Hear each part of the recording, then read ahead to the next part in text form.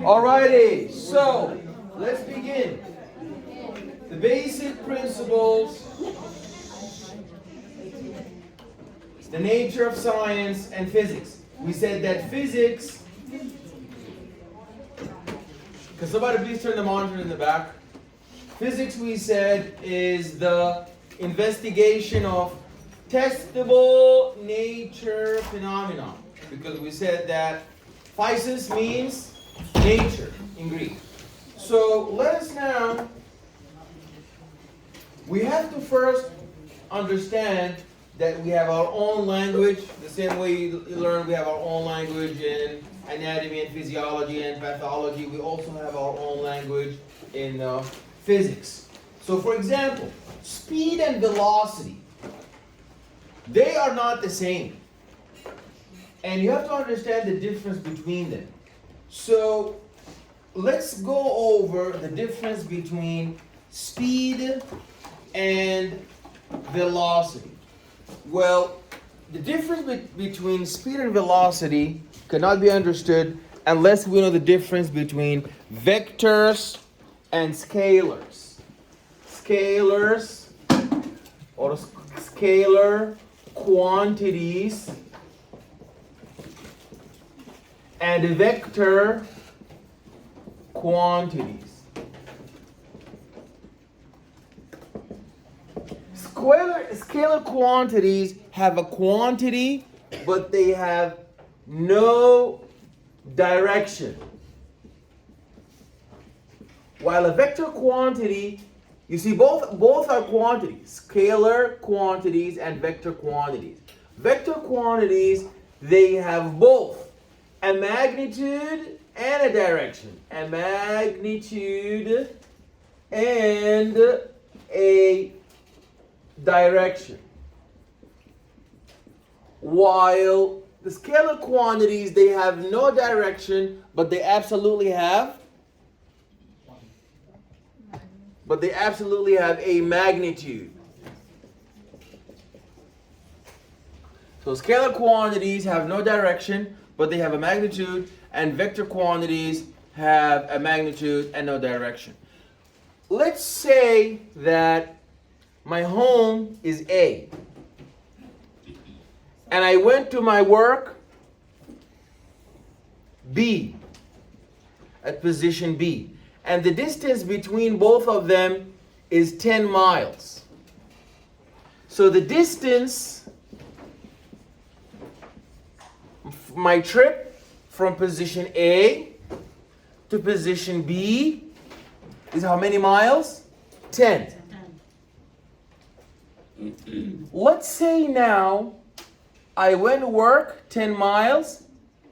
I went 10 miles to work. Then I returned back home another 10 miles. How much distance did I cover? 20 miles. My entire journey from A to B and back to A is 20 miles. What is my displacement? Now that is a vector quantity. The distance is a scalar quantity, which is the sum. How many units of distance did I cover? I went 10 miles to my work and 10 miles back. The sum of both, that's 20. But my displacement is 0. Because I started my initial position DI, and my final, in the first trip, when I went to work, my final position was work. So here my distance and my displacement are the same once I'm at work. Since I left my home and I went to work, I crossed 10-mile distance and 10 miles displacement.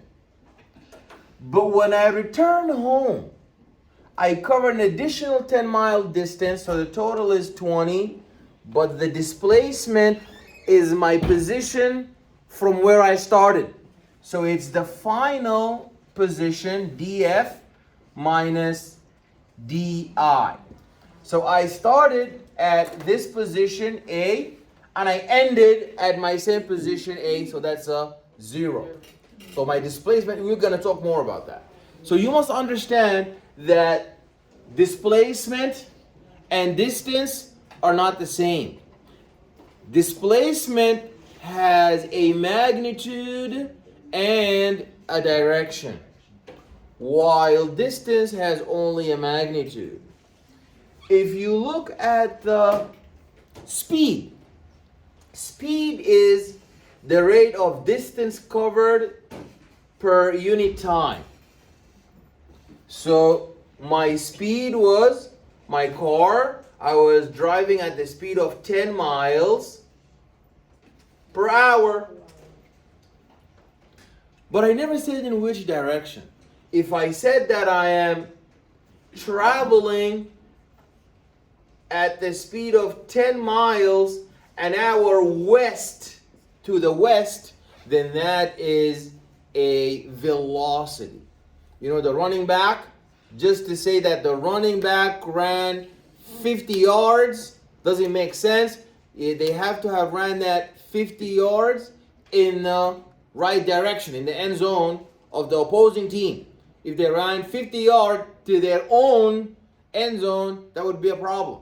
So that's why we need to, and you must remember that the velocity is not distance divided by time. It's displacement.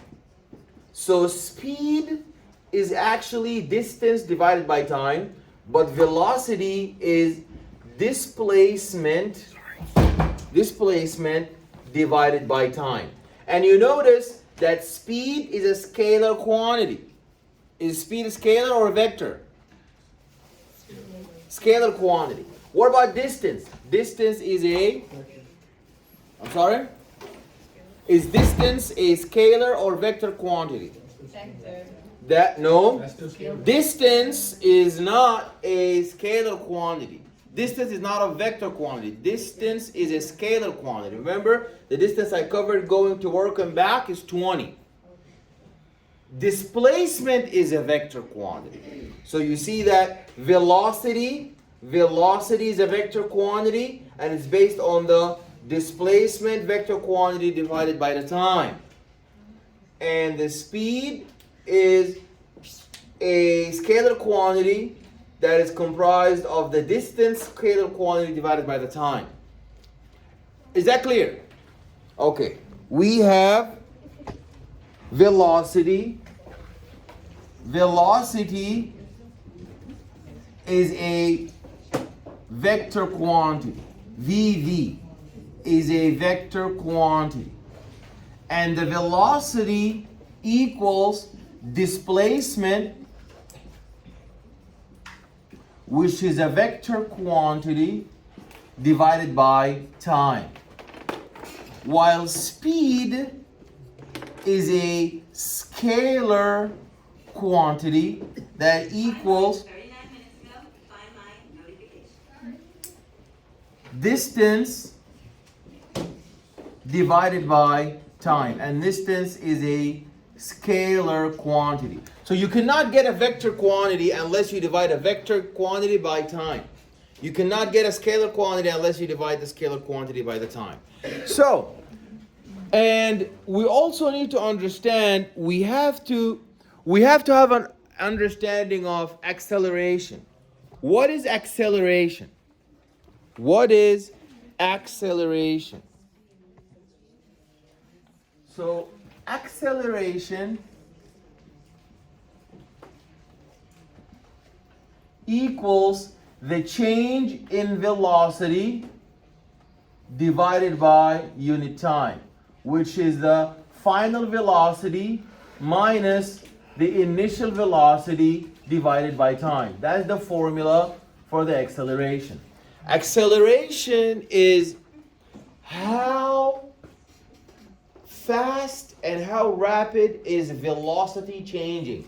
For example, if you drop a rock from the top of the mountain and you drop the rock with the speed of 10 miles at the speed of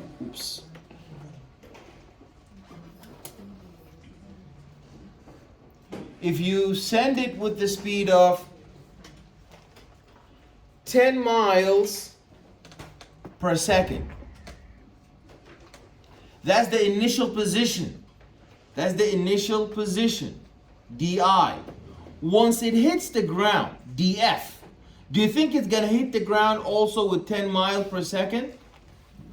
Is it going to hit the ground with the same velocity? No.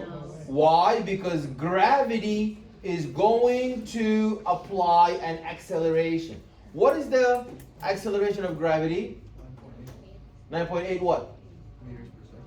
So 9.8 meters. Let's for intents and purpose, let's say it's 10. Let's assume that gravity is pulling down at the speed of 10 meters per second square. And I threw the rock. The initial velocity that I threw the rock with was how much? 10 meters per second.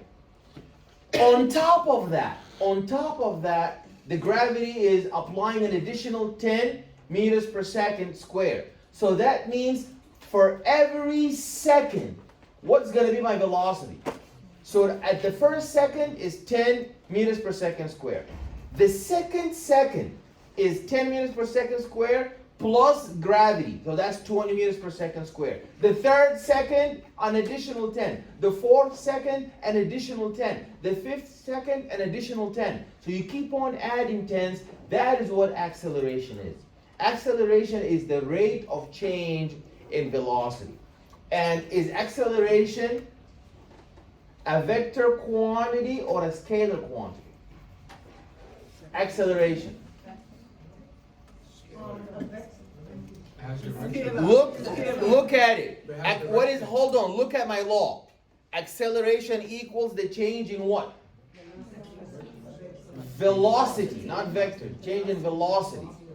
So the velocity is a vector. We have different vectors. Displacement is a vector. Velocity is a vector. Acceleration is a vector. So vector means a magnitude and a direction. So v, when you're calculating acceleration, you're calculating the vector of velocity. So acceleration is a vector. So that means when you're driving your car and you're running on the highway, you're driving your car at the speed of 200 miles per hour. If you want to apply brake, do you accelerate in the same direction? So let's say the direction of going forward is the positive direction. If you apply the brake, are you accelerating in the negative direction or are you accelerating in the positive direction? What's happening? Negative. People say decelerate. That's what people say, but actually decelerate is not a physics concept. We say accelerate in the opposite direction. If you press the gas, then you're gonna accelerate, meaning you're gonna change the speed in the forward direction. Plus doesn't mean good, minus doesn't mean bad. Plus means in one direction, and minus means in the opposite direction. If I am at the top of the mountain, and I throw a rock in the air, this rock going up, that's the plus direction, because that's the original direction. So throwing the rock upward, so that's the plus direction. The rock is going to the sky, to the positive direction. But gravity is not going to leave it alone. Gravity is pulling down in which direction? In the negative direction. So the rock is going to reach the maximum point where the two forces, the force with which you threw the rock up, is going to equal the force of gravity pulling it down. And that's where it's going to stop. Then it's going to start to accelerate in the negative direction until it hits the ground. So first, it accelerated in the positive direction, and gravity was fighting against it until we reached a point where both are equal. the positive direction and the negative direction accelerations are both equal, so the rock is gonna stop in the air. Then gravity is gonna win, and it's gonna start to accelerate in the negative direction on incremental increases. Okay? So everybody knows what acceleration is? I'm sorry? Yes. So acceleration is the rate of the change in velocity, and it has a magnitude. How much are we accelerating by? Are we accelerating by 10 meters per second square, by 20 meters, and also in which direction? Are we going in the forward direction, or are we going in the backward direction? Okay, so we define that we have speed and velocity, and they are not the same. Speed and velocity, they are not the same. So that's like a sprinter, right? Same concept as like a sprinter? Sprinter? Yeah, like a sprinter. What do you mean? Yeah, so the sprinter begins to accelerate. Absolutely. Like So, lower position. yeah, so when a sprinter starts running, heavier people, heavier sprinters, it takes them a while to achieve their maximal speed. But, or in that case, velocity, because they're heading toward the direction, the finish line. They're not going in the opposite direction. So, to achieve the maximal acceleration, the lightest you are, the fastest you will reach your maximal acceleration. The heavier you are is going to take more time for you to reach that maximal acceleration. Okay, so you have to also understand that physics is heavily based on math. So that's why most of the people that are not good in math, they don't do well in physics, because it's all about calculation and all about mathematics. It's not like biology or biochemistry, where you're just memorizing enzymes and memorizing tissue structures and learning about these different types of, conceptual understanding. There's also calculation, very heavy calculation. So we need algebra, trigonometry, and geometry. Okay, the factor by which a quantity is increased or decreased is the ratio of the new value to the original value.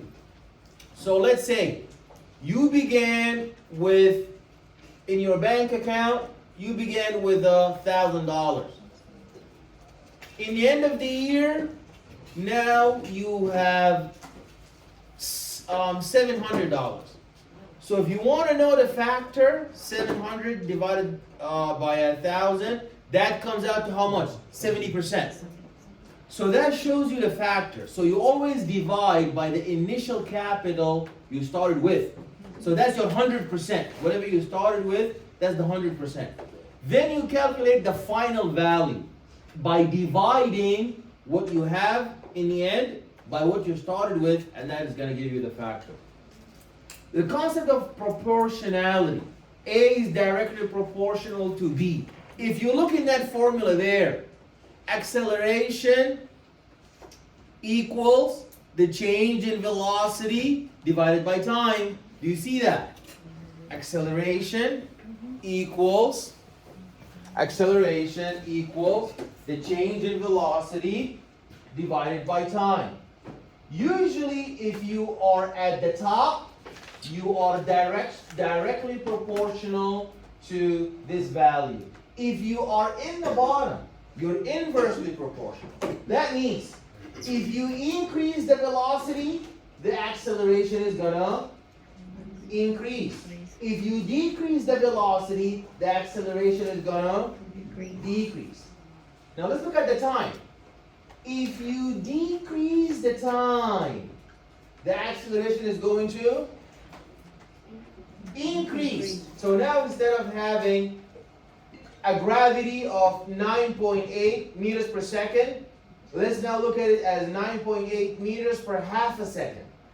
Which one is going to go faster? It's going to accelerate faster. A rock thrown at 10 meters per second square, or 10 meters per half a second square?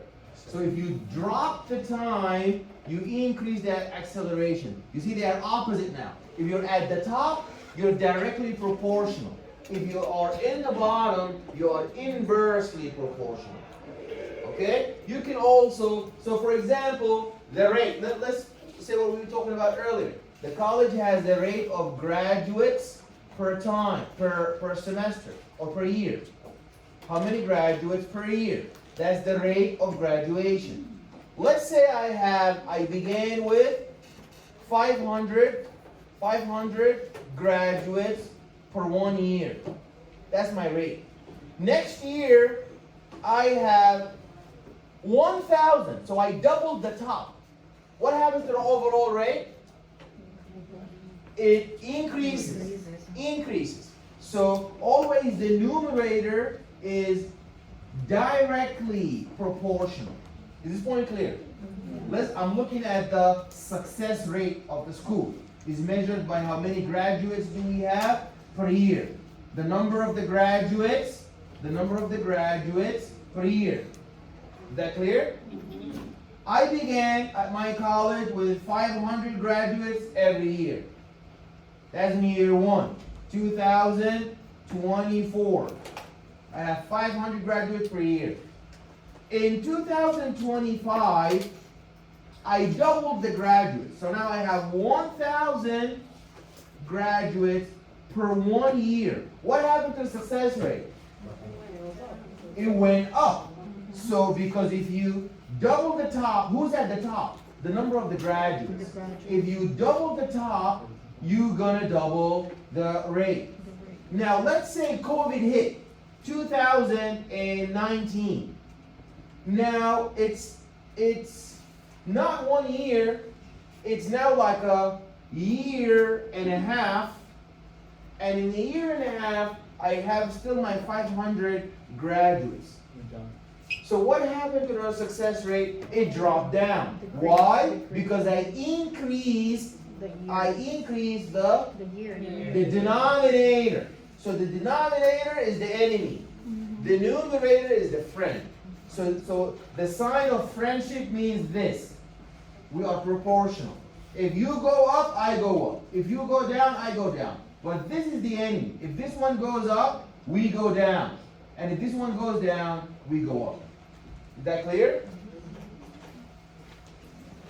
So, if you see there, when we say A is proportional to B, we mean that if B increases by a factor, then A must increase by the same factor. Okay, let's look at percentages now. You put $10,000 in a CD for 1 year. The applied rate is 3.05%.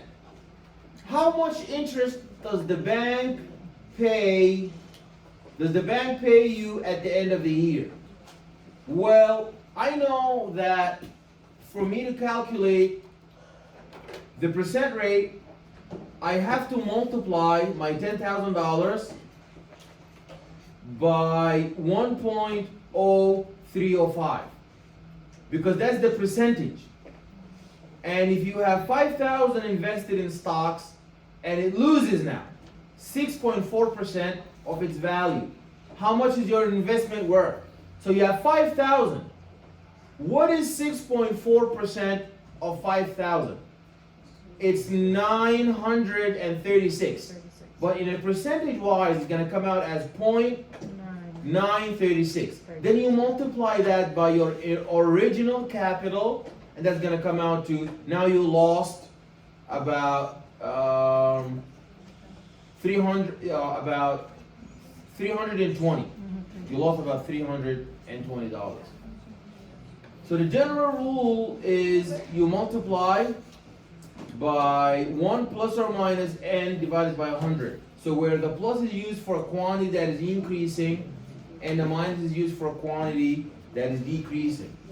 We talked about this. Remember, if A, and you see this sign here, what does that mean? It means that A is directly proportional to B. So A is directly proportional to B, and the value of A is directly related to the value of B. Now look at B now. B is in the numerator. If you want to tell that two values are at a disarray, two values are inverse, all you need to do is put one at the numerator in a relationship that is inverse. So you put the reciprocal. Put the reciprocal of B, so you have A is proportional to the reciprocal of B. And now when you see something like that, when you see something like this, you know that there's an inverse relationship. You know from anatomy and physiology that the blood vessel radius, is inversely proportional to the resistance. So for example, I have a blood vessel that looks like that. Okay? Now I increase the blood vessel to this, or I decrease it to that. Well, the resistance is going to be very hard in A, and it's going to be very slow at B. So that's my original. This is the initial blood vessel diameter. That's the initial normal blood vessel diameter. So I know that the resistance is inversely proportional to the radius. So I put 1 over R. That means if I want to drop the resistance, I have blood pressure, high blood pressure. Does that mean I have a high resistance or low resistance? If somebody has high blood pressure, does that mean they have high resistance or low resistance? Low. They have very high blood resistance. That's why the blood pressure is going so high. So if I need to drop my blood pressure, do I make my blood vessel diameter even tighter or do I relax it? Relax it. So there you go. If you increase the blood vessel radius, meaning that's the radius. If you increase the blood vessel radius, what happens to the resistance? It goes down. I feel better now. But if your blood pressure is dropping, it's plummeting, you have shock, what does your body do? Does it increase the blood vessel so the resistance can drop again? Or does it decrease the blood vessel diameter? Because you know that the cardiac output equals the stroke volume multiplied by the total peripheral resistance. Total peripheral resistance. So they're all at the same level. So they're all directly proportional. If you increase stroke volume, cardiac output increases. If you increase total peripheral resistance, the cardiac output increases. So I want to take a medication that's gonna, if I have hypertension, my blood pressure is so high, that means my cardiac output is also very high. So that means I need a medication that's gonna be vasodilating. Why vasodilating? Because I know when I vasodilate and I increase the radius increases, the total peripheral resistance is gonna drop. And the opposite, if I have shock, I'm dehydrated, I'm running a marathon in the heat, and I collapse, then my blood pressure went down, my cardiac output is down, I need to bring it up. So if I need the resistance to go up, if I need the total peripheral resistance to go up, that means I need the radius to be, if total peripheral resistance goes up, and it's inversely proportional to the radius. In order for it to go up, should the radius go up or should the radius come down? Raise your hand if you think the radius should go up to make the resistance go up. Makes no sense. That would have been the case if it was at the top with it. But since it's in a different position, resistance is at the top, radius at the bottom, that means I need the radius to become smaller. They're like this. So now there's vasoconstriction. And now the blood pressure is going to start to go up. Clear? Questions? Okay.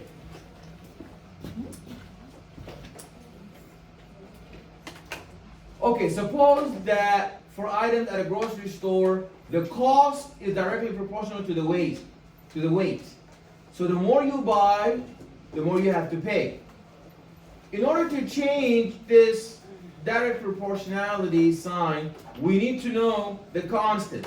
So here you know the cost will equal how much of a pound, how much does the pound worth. Like let's say the cost for a pound of bananas is directly proportional to the weight. But I don't know how much. If I need to know how much, I need to know how much the weight, how much is the cost of 1 pound of bananas. So 1 pound of bananas is $5, and I have 10 pounds, so 10 times 5, that's $50. So I need a factor in order for me to be able to solve the proportionality relationship. Sorry? Expensive bananas. Yeah, that's just an example. Okay. Okay, the area of the circle. So the area of the circle equals pi multiplied by the radius squared. So every circle has a radius. Every circle has a radius. If you want to know the area of a circle, you have to multiply pi constant by the radius to the power of 2. If you want to know the circumference of the circle, you have to multiply 2 multiplied by pi by the radius of that circle. So now speaking of distance and velocity. This is a 360 degrees circle. Let's assume that it's 360 miles. I drove my car 300, I started at position A. And I went, are you guys following me? I started at position A and I went a whole circle 360 miles and back to my home. What is my distance? Excellent. 360 miles, which is the circumference of the entire circle I rotated. What about my displacement?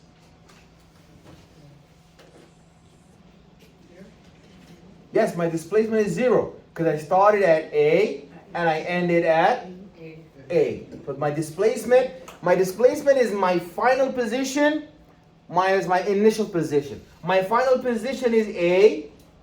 My initial position is A. So I started at 0. My initial position is 0. My final position is 0. 0 minus 0 is 0. But let's say I stop B at point B. And point B happens to be a mile away from where I started. So that means it's 359. If I stopped at B, my displacement, if I stopped at B, my distance is how much? Remember, I started at A and I ended at B. So that means my distance is how much? 359 miles. And my displacement is, be patient, yes, 1. Excellent. Because I started at 0 and I am 1 mile away. I went over 359, but it's not about that. It's about where am I in the end. I started, my initial position is 0. My final position is 359 because I spinned. But how far am I from where I started? I'm only 1 mile away. So that is, I am 1 mile away from my initial position. Excellent. So displacement is 1 mile with a direction, plus or minus. Questions? Okay, now we can have proportions. So suppose you have one circle with a radius of 5 centimeters and a second circle with a radius of 3. By which factor is the area of the first circle larger than the area of the second circle? Well, I need to calculate my area for the first circle and the area for the second circle. I can do that, but instead of doing too much math, which is I have to multiply pi r squared, for the first circle, it's going to be pi times 5 squared and pi times 3 squared. I know pi is the same for both. All I need to do is now square up my 5 centimeters for the first circle that has a 5 centimeter radius and divide it by 3 squared, and that comes out to 2.8. That tells you the area of the first circle is about how much? 2.8 times larger. So those are my two circles.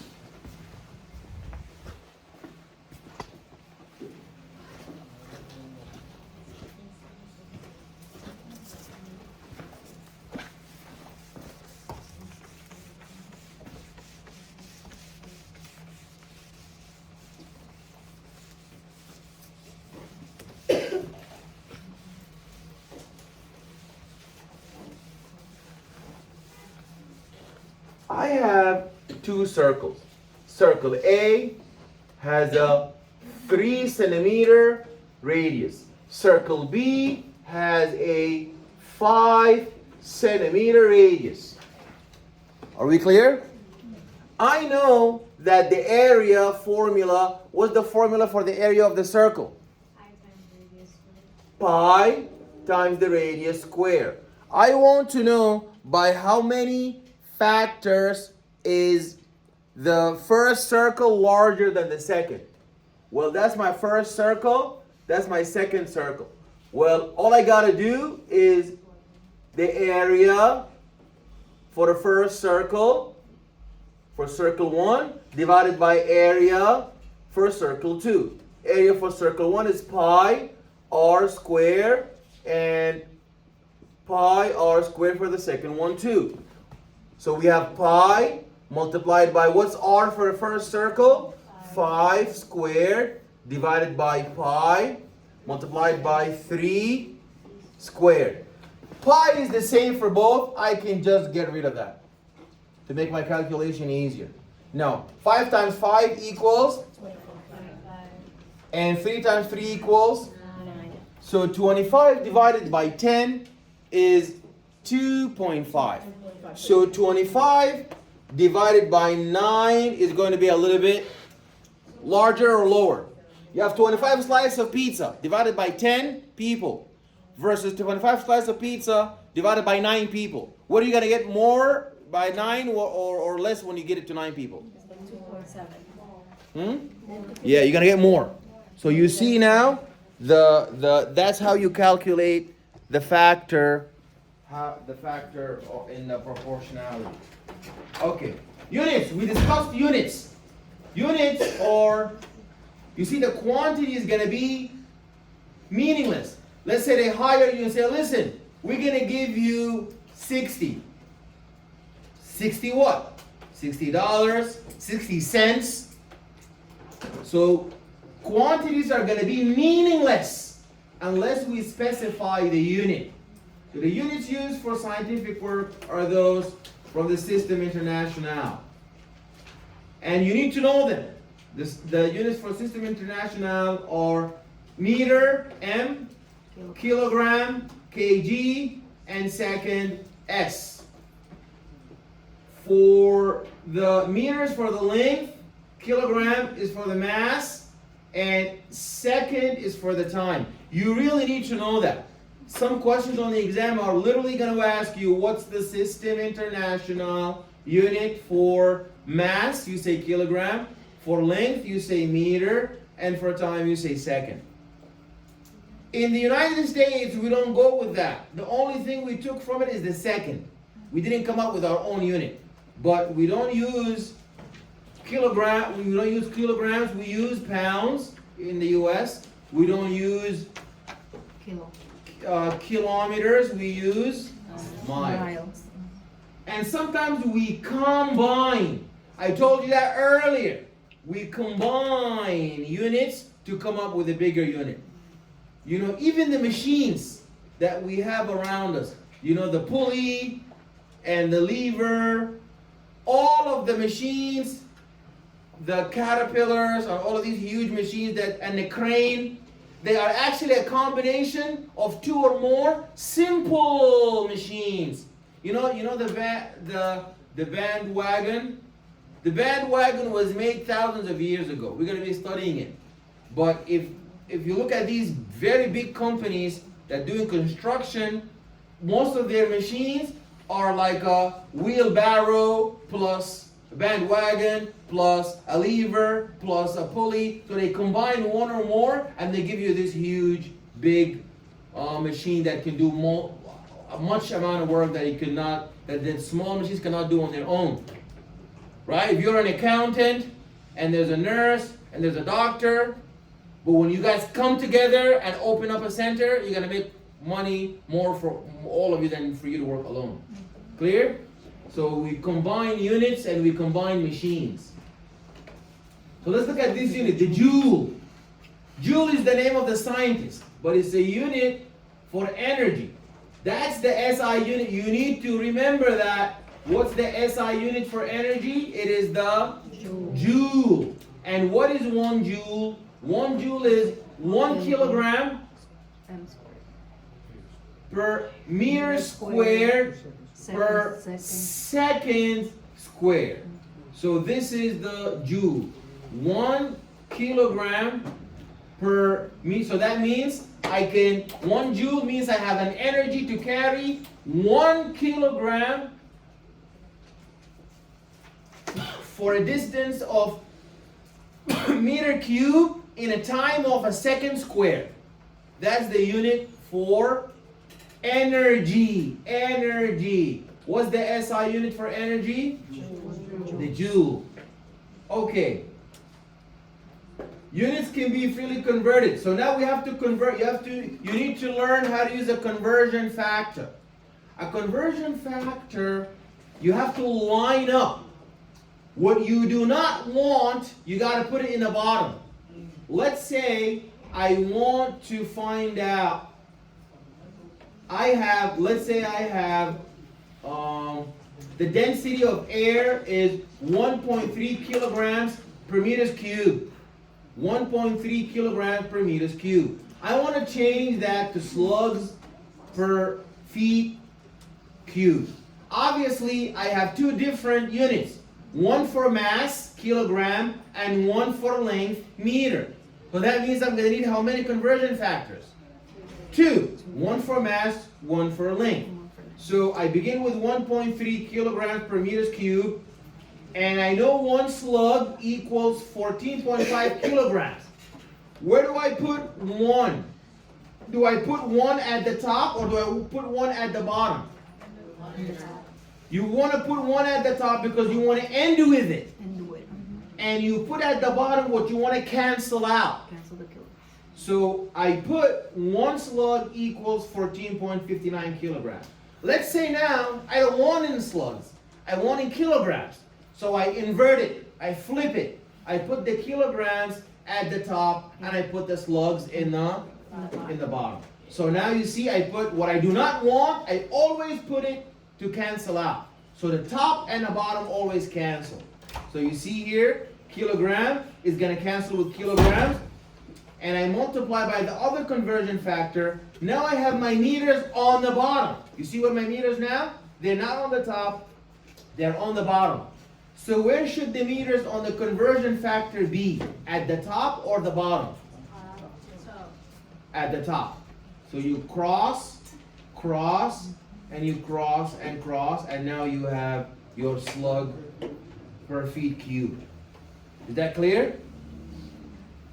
Okay, those are the SI units we said we need to know them. The length unit is the meter, symbol is M. The mass is kilogram, the symbol is kg. The time is second, the symbol is S. The electric current is, the unit for that is ampere, and the unit is A. And for temperature, it's Kelvin, not degrees Celsius, not degrees Celsius. The SI unit is Kelvin. And the amount of a substance is a mole. And for the intensity, we use what's known as candela. So the candela is the unit for the luminous intensity. I remember that I was first year of high school when we went over this SI unit. I haven't heard this candela word. My mind traveled back now to when I was a freshman in high school. I haven't heard of it. I haven't heard of it since. I remember my teacher. He said candela. Candela. And then I never heard it since. That's crazy. And that brings you back to the good years. Yeah. Okay, what is a mole? A mole is Avogadro's number. So, We went back to Avogadro. From the first test. That was from the first exam. you remember that? So tell me what it is. Avogadro's the weight of the substance. So explain to me, what does it mean? So if I have 1 mole, why? Stop. What's the difference between 1 mole of sodium and 1 mole of potassium? Go ahead. It's how you weigh it. It's the weight of the substance. It's from the first exam. Who can tell us what's the difference between 1 mole of potassium and 1 mole of sodium? They do not at all weigh the same. Impossible. Okay. You have to understand. When you have a dozen equals 12. A dozen means, you guys following? A dozen means 12. So a dozen, think of it this way. A dozen of cars and a dozen of eggs. The quantity is the same, 12. But do they weigh the same? That's what you said for potassium and sodium. If I have a dozen of potassium and a dozen of sodium, do they weigh the same? No. So Avogadro's number is the same thing like dozen, but it's not 12. Avogadro's number is how much? 6.02 times 10 to the power of 23. So that means in order to weigh a mole of sodium, you got to get all huge, because they're so tiny. You got to get a huge amount of sodium and weigh them. Then this equally huge amount of potassium and then weigh them. That is what a mole weight is. So now will they weigh the same? No. Their numbers are the same. There's 12 students in this class, 12 students in that class, but do they all weigh the same? No, they don't weigh the same. So Avogadro's number is just a quantity. Okay. Alrighty.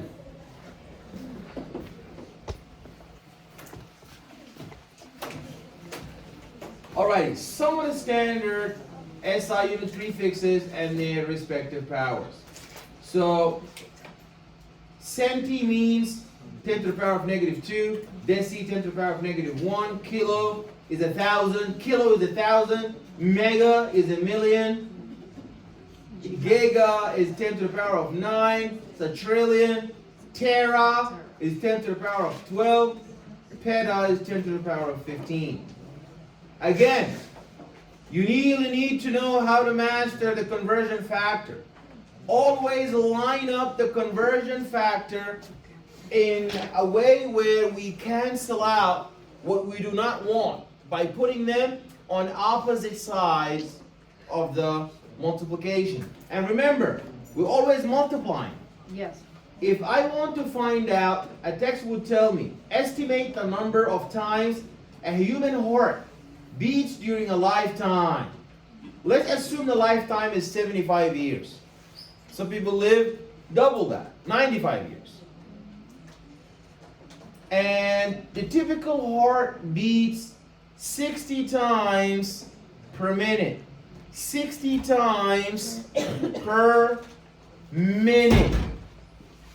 Now I want to find out in a lifetime. So I put how many factors do I have here? I have 2. One for the time and one for the beats. So I have 60 beats per minute. And how many minutes are in an hour? So you know now we have an hour. Then we want to know how many hours are in a day. Then the day is, we want it in years. So if my answer, I want my answer to be in a lifetime, One lifetime equals 75 years. So I want my lifetime to be in the bottom and my beast to be at the top. So now I end up with, I line everything up and I cross what I do not want until I reach one lifetime. Questions? Yes? Is the lifetime always 75 or that's an assumption? Of course, an assumption. Do you know, you don't know people who are 76, 78, 79, or people who had a lifetime of 70? 90s. Yeah. Okay, graphs. Avoid that one. Hello? Are we paying attention? Graphs are a perfect example of a picture is worth a 1,000 words. 1,000 words. The graph is a picture that is worth 1,000 words. When I look at the graph of the class grades, I see 1,000 words. Okay. Every graph has two axes. Every graph has two axes. A graph has a x-axis and a y-axis. The graph has an x-axis and a y-axis. So the x-axis is horizontal.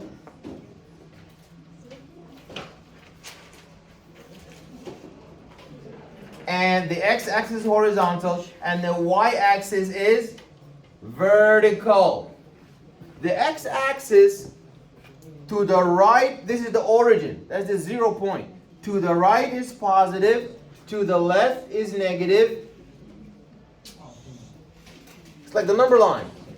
And for the vertical axis, the going upward is positive and going downward is negative.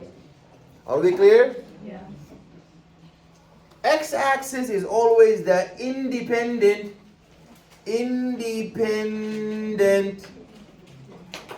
variable. And the y-axis is the dependent variable. X-axis is the independent variable and the y-axis is the y-axis is the dependent variable. For example, I want to measure the effect of sunlight on plant growth. So I have 5 plants. Plant number 1, plant number 2, plant number 1, plant number 2, plant number 3, plant number 4, and plant number 5. And I put them on 5 different distances from the window. Let's say now, those are my plants. That's my window. And the sun is out here. So I put plant number 4 here. No, I put plant number 1 here, plant number 2 here, plant number 3, and plant number 4, and plant number 5. They're all a meter away. That's 1 meter from the window. That's 2 meters from the window. That's 3 meters from the window. That's 4 meters from the window. That's 5 meters from the window. Then I look at their growth. So what do I plot on the x-axis? On the x-axis, I plot the plant length from the window. One plant was 1 meter from the window. One plant was 2 meters from the window. One is 3 meters from the window. One is 4 meters from the window. One is 5 meters from the window. Is that clear? Then, on the y-axis, because that doesn't change. The x-axis, the independent variable, does not change. Does not change. The independent variable never changes. Are we clear? The dependent variable is the one who changes. So who am I going to put at the y-axis? The plant growth, the length. So that's the length of the plant in centimeters. 10 centimeters, 20 centimeters, 30 centimeters, 40 centimeters, 50 centimeters, 60 centimeters, and so on. So if I'm closest to the sun, I'm gonna grow like 50 centimeters. That's plant number 1. If I am 2 meters from the sun, I'm gonna grow only 40. That's plant 2. If I'm 3 meters from the sun, I'm only growing 30 centimeters. If I'm 4 meters, I'm only growing 20.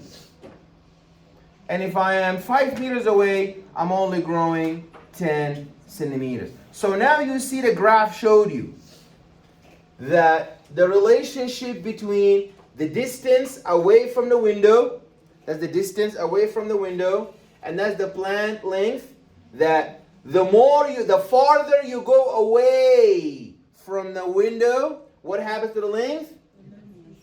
It decreases. And the closer you get to the window, the length of the plant will increase. So you see, this graph now showed you, the independent variable will not change. The dependent variable will change based on the independent. The sun is independent. So the distance is also independent. The closer you are, and then the dependent, your length is depending on how close you are to the sun. Is that clear? Yes. Questions?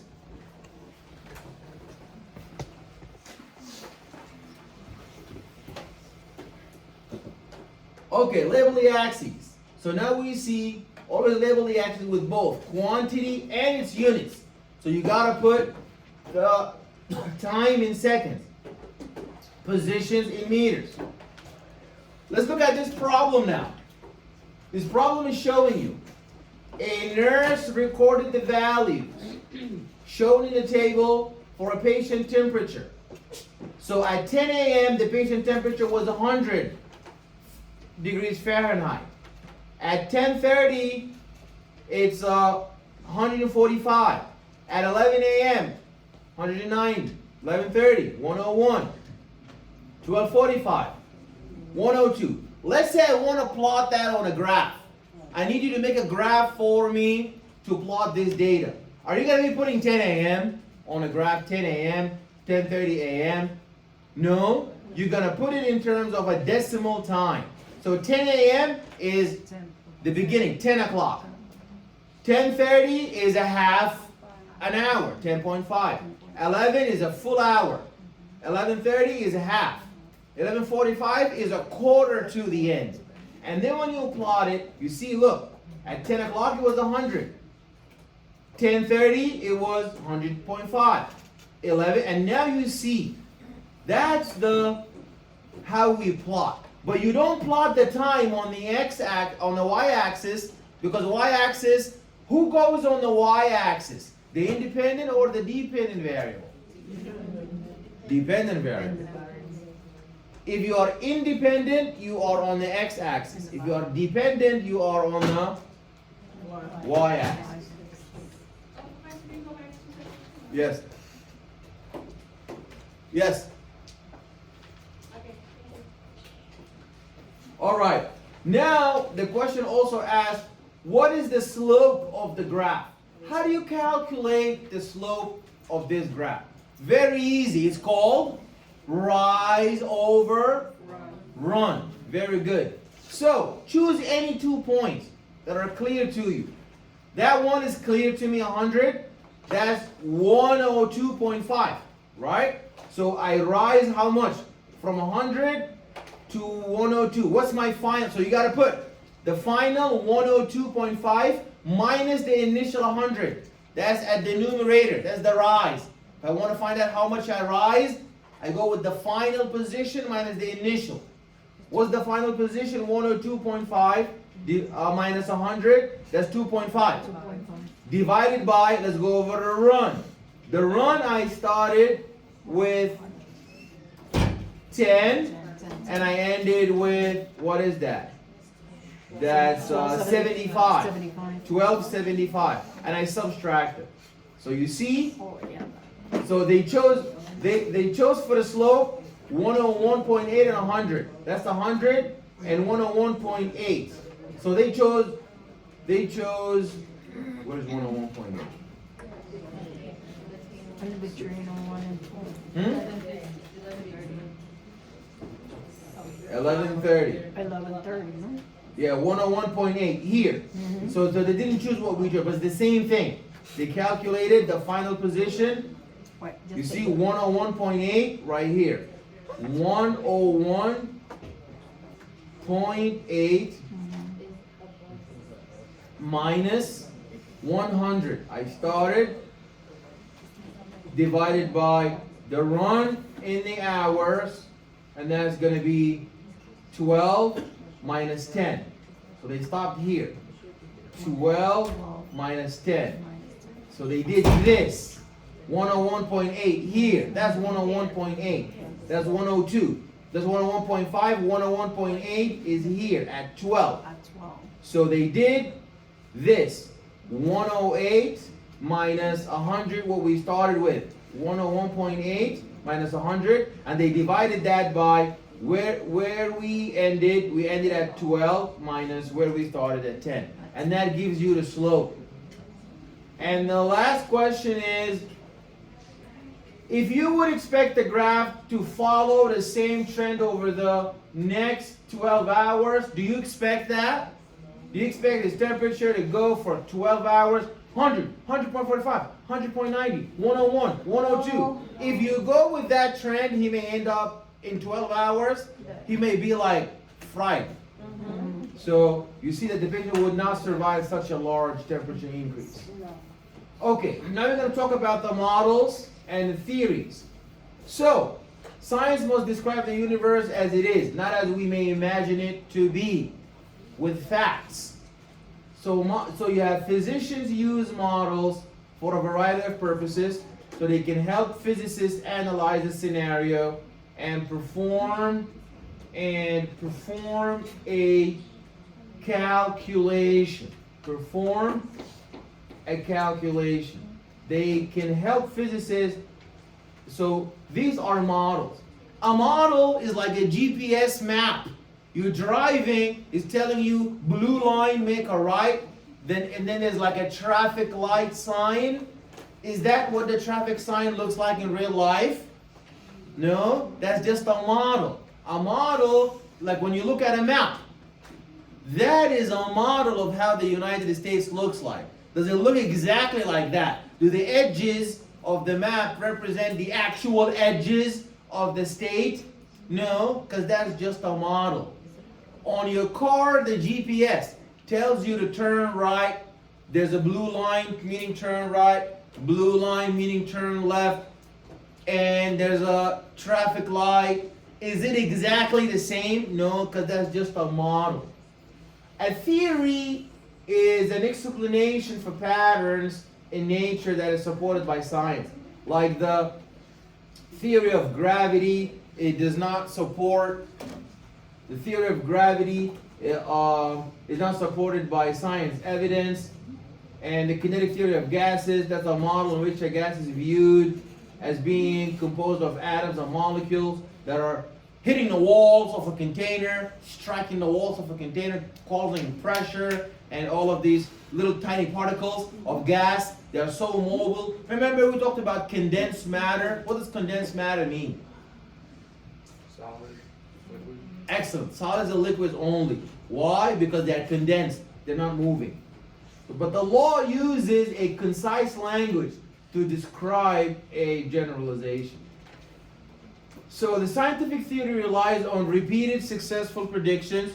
So you cannot conclude, if I have a medication and I give it to one person and it drops their blood pressure, can I now call it an antihypertensive medication? No. I need to give it to that person for 100 times, and that's not even good enough. I need to give it to another 100 people, and I need to give it to 100 females and males, then give it to 100 males and females who are obese, then give it to 100 males and females who are malnutrition, then give it to 100 males and females who are normal weight, then 100 males and females who are of different races, Caucasian, African, Asian descent, and all of them, and collect my data. Then if it passes through all of that, then I can tell that this medication is an actual antihypertensive medication. Questions? Okay. The scientific method is reliant on observation. So the observations come from the senses. If you have no sense, you are not going to be able to observe. So we have senses. We have a sense.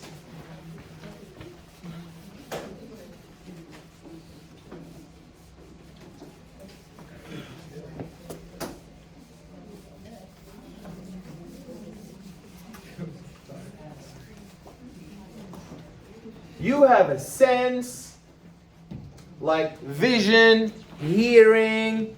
You know, Isaac Newton saw the apple drop from the tree. If you're walking in the street and you hear somebody saying, my house is on fire, or you see, for example, somebody laying in a coma on the street, it's your sense that guided you to make an observation. An observation is a conclusion that is based on your sense. So your sense led to an observation. Your sense led to an observation. Then the observation led for you to take action.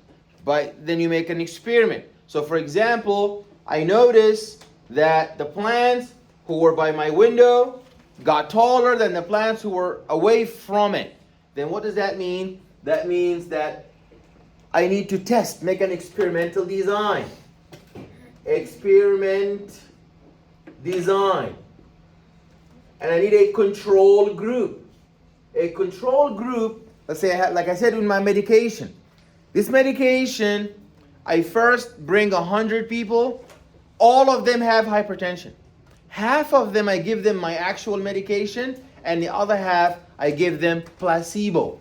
I give them placebo.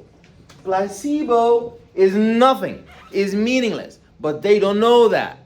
And then I compare the 50 people who took my medication to the 50 people who took the placebo and see if there's any effect. And they must be single blind. They don't know which group are they in.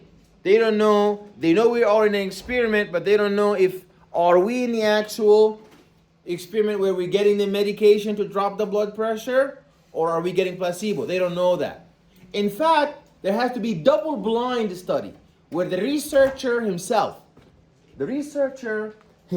doesn't know which group is which, because sometimes the researchers will flaw the experiment. They will go around and say, listen, you're in the group that has the actual medication. Why isn't your blood pressure dropping? So that will interfere and cause bias. So that's called double blind. Single blind when the subject doesn't know. Double blind when both do not know. Questions?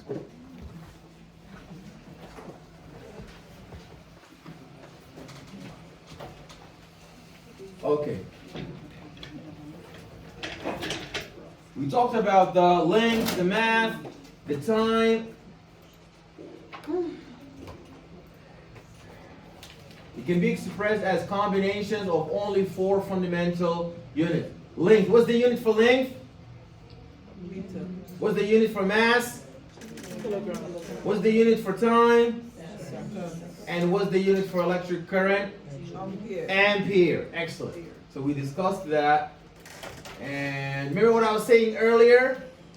I wonder how a cable is. That's the guy who went to Kentucky and said how close is the next gas station. They told him it's 20 cables. So we don't know what a cable is. That's why we need units. Okay. We have SI units, and these are the fundamental units for, so there are fundamental units, and then there are derived units where you combine 1 or 2 or more fundamental units. Are we clear? Who are my fundamental units? The meter, the kilogram, the second, the ampere, the Kelvin, the candela, the guys we talked about earlier. When you combine them together, then you're going to end up with a derived unit. So all other physical quantities are expressed as combinations. Okay, now we need to know the difference between accuracy and precision. Accuracy is how close a measurement is to the correct value for that measurement. Accuracy means how close a measurement is to the actual value for that measurement. While precision refers to how close the agreement between repeated measurements, which are repeated under the same conditions. So one way to analyze precision of the measurement would be to determine the range, the difference between the lowest and highest measured values. So in some cases, measurements are accurate but not precise. So that's very important. Let's look at the difference between precision and accuracy. Accuracy means hitting bullseye. Whether or not how close are you to bullseye? So if I am at point A, I am accurate. If I am at point B, I am not accurate. A means high accuracy, and B means low accuracy. Is that clear? How close are you to the target? For example, if you tell your GPS, take me to Times Square, and it takes you to the Bronx, is that accurate? No, that's not accurate. If it takes you to Times Square, then that is accurate. Now, where does precision come? Precision is not a one-time thing. You can use accuracy for a one-time thing. That's accurate, that's not accurate. But precision, you have to have multiple times. So you say, this phone GPS that I bought from Amazon, I used it 5 times to get to Times Square, 3 times it got me there, and 2 times sent me to the Bronx. So when you look now at the measurements, so for example, let's say I'm playing, the dart games. I throw 5 darts. A hits here, B hits here, C hits here, D hits here, and E hits here. Am I accurate? No, I am pretty accurate. Because I'm closer to the center. Let's assume that's accurate. So my accuracy is high. Precision means how close are your values to each other. It has nothing to do with whether you're not hitting a target. So look at these guys. Are they precise or not? Are they precise or not? Yeah, because they're close to each other. So the precision is high. I'm sorry? It's like Mayweather. Mayweather. How is that? So his precision is high and his accuracy is high? Very high. How about his IQ? Is that one high? Is that what it is? Absolutely not. Oh, it's boxing IQ. But that doesn't exist. We're talking about one. There's only one IQ, and it is very low. I'm sorry. Anyways, okay. How about this? 1, 2. Yeah. Now I have something like this. That's A. That's B. That's C. That's D. That's E. Am I accurate? No. So the accuracy here is low. But what about the precision? Is very high because they're close to each other. Now let's look at this. Now I am doing something like that. 1, 2, 3, 4, 5, 6. Is my accuracy high? My accuracy is low. Is my precision? Precision high? No, are they close to each other? They're not. So my precision is low. So we did too high accuracy, precision high, that's an example. Accuracy and precision low, that's the example. Low accuracy, high precision, that's the example. Now what's remaining? We want an example where there is low accuracy, where there is high accuracy and low precision. that would be something like this. A, I'm accurate. B, I'm accurate. C, I'm accurate. D, I am accurate. I'm still close to my target, but my values are not the same. That's like where we meet, tell your friend, let's meet at the Times Square where the ball drops. You're at the west, 1 block west. Your friend 1 block north. Your other friend 1 block east. Your other friend 1 block west. You all are precise, but no, you all are accurate because you're close to the where the ball drops. But are you precise?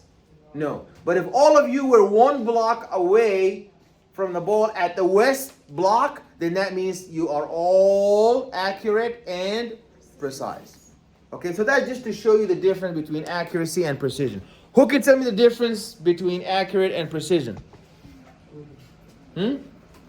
What's the difference between accuracy and precision?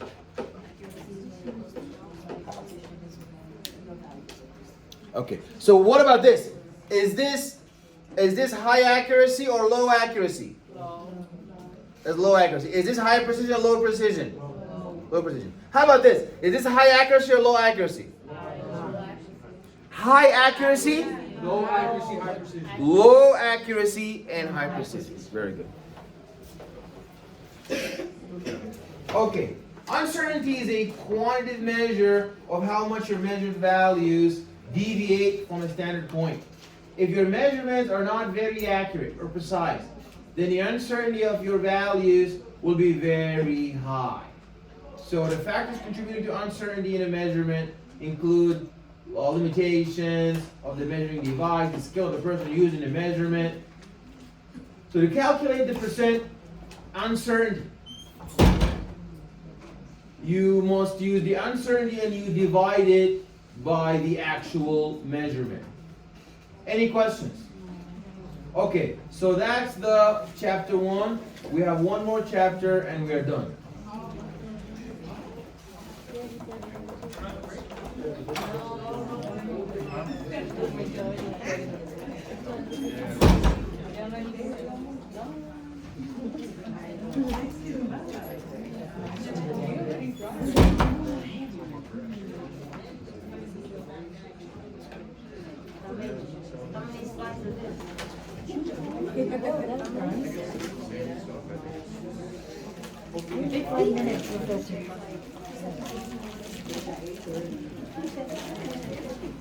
Okay.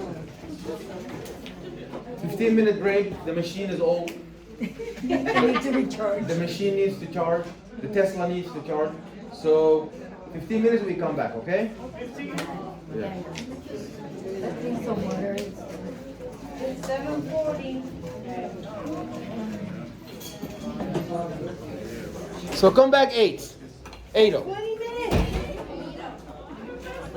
You can do it right here, Professor. Okay. Come back 7:55. 5 minutes. How many slides is this one, Professor? It's 11. It's not. If you understood the first one, the second one is going to be a piece of cake. Okay, perfect. After this one.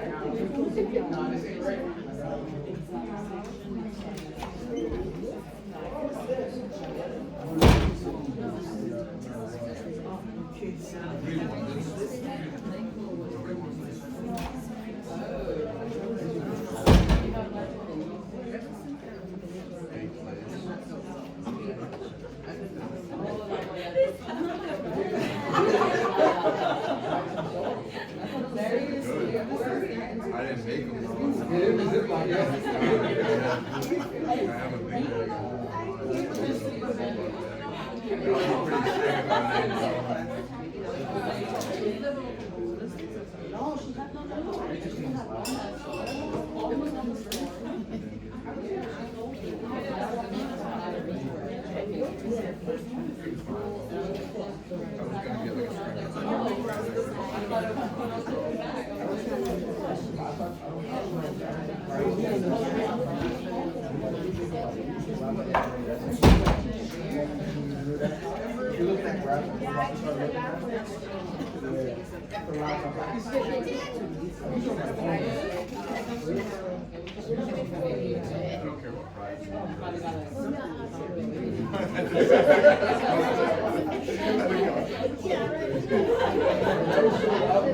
I don't care about privacy.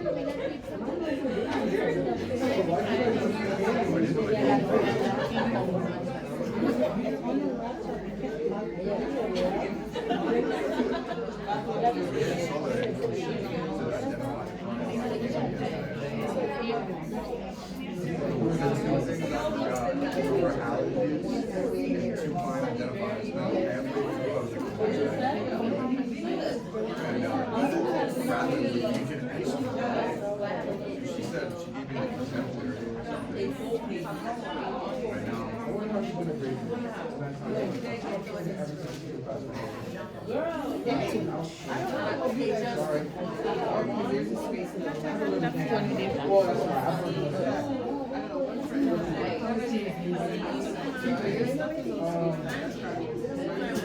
She doesn't like Donald Trump.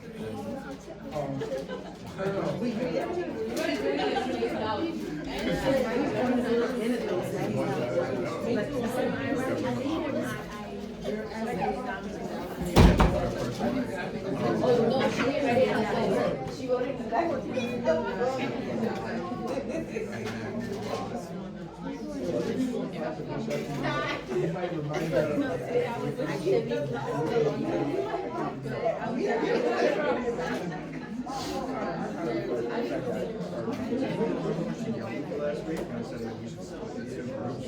We're doing like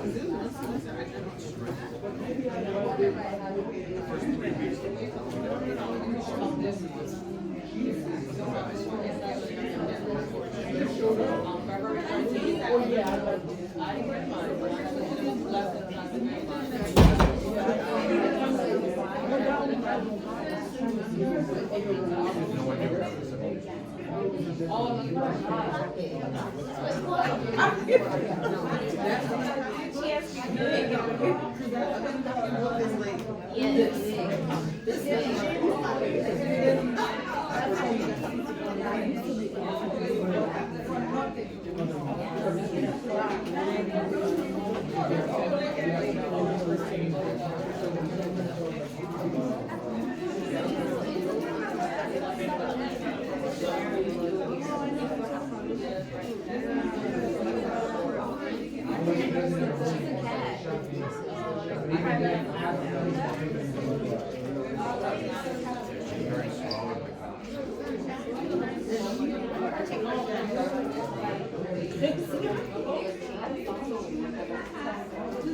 Like my water snacks.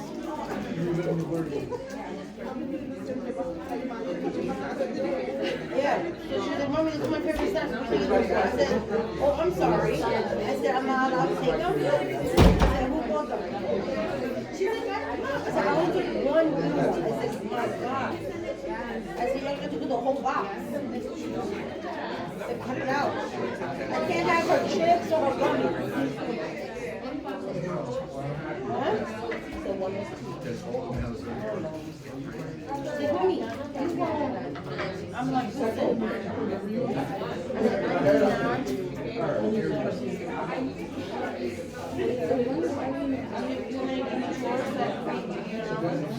no, I'm good. You can have one. So I'm like, okay.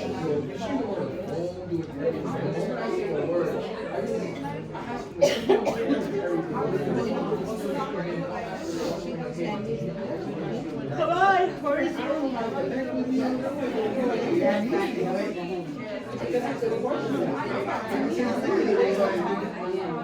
and I'm only in Portugal. She like nervously chuckled that day.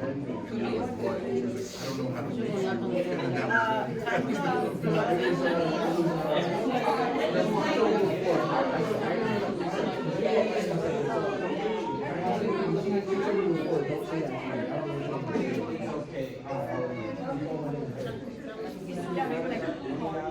Yes. My natural instinct is you guys know my son's up. That's what I used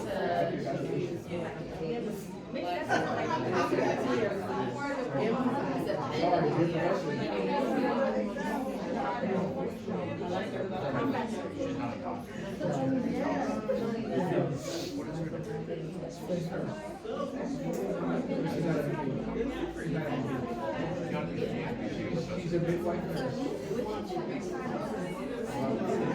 If you can turn her on, break her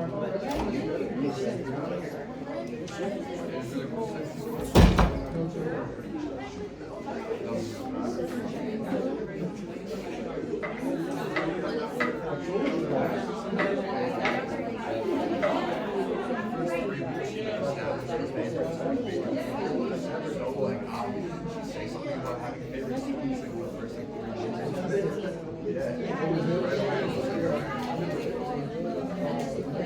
No, she's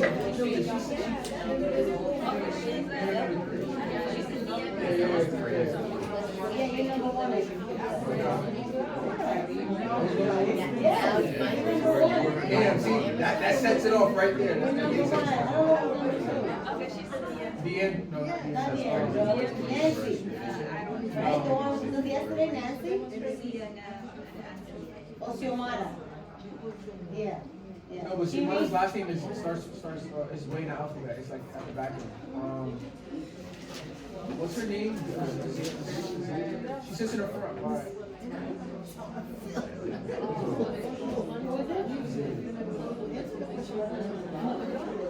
Don't matter. I just She made you first because the only male is no. It's okay. I like when you speak up. I know.